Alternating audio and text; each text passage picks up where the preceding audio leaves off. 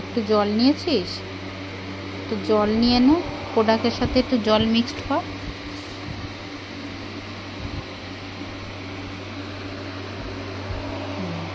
অল্প জল নিয়ে, হ্যাঁ, দিয়ে এবার মাসাজটা কর।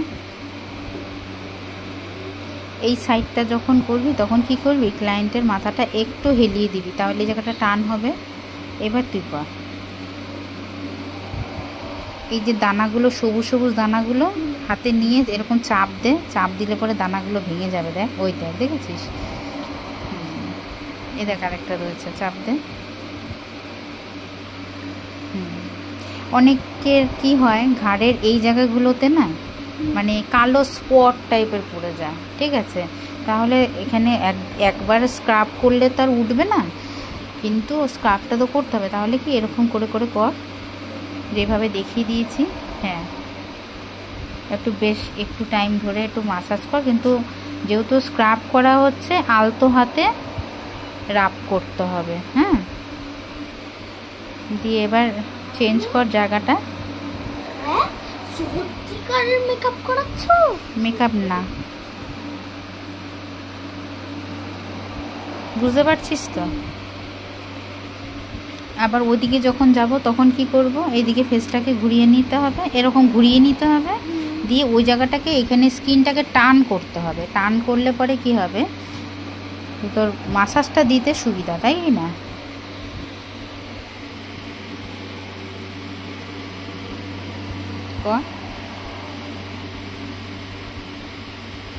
দেখ, তুই ইজিলি হাতটা চালাতে পারছিস তো?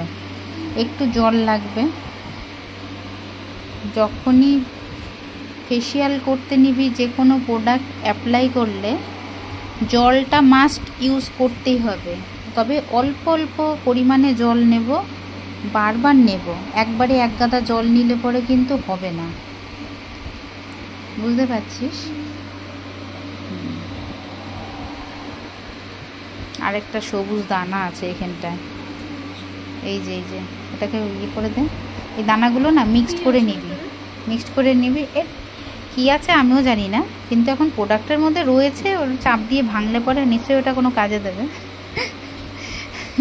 আমি নিজেও জানি না। এটা হচ্ছে জেল স্ক্রাব, জিঞ্জার আর কি আছে, লেমন, জিঞ্জার আর লেমন। দাঁড়া 1 সেকেন্ড, কি আছে এটা,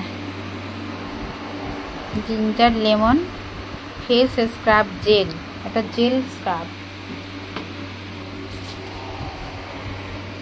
চলে আয়, মুখে ওপরে চলে আয়, একটু জল নিয়ে নে।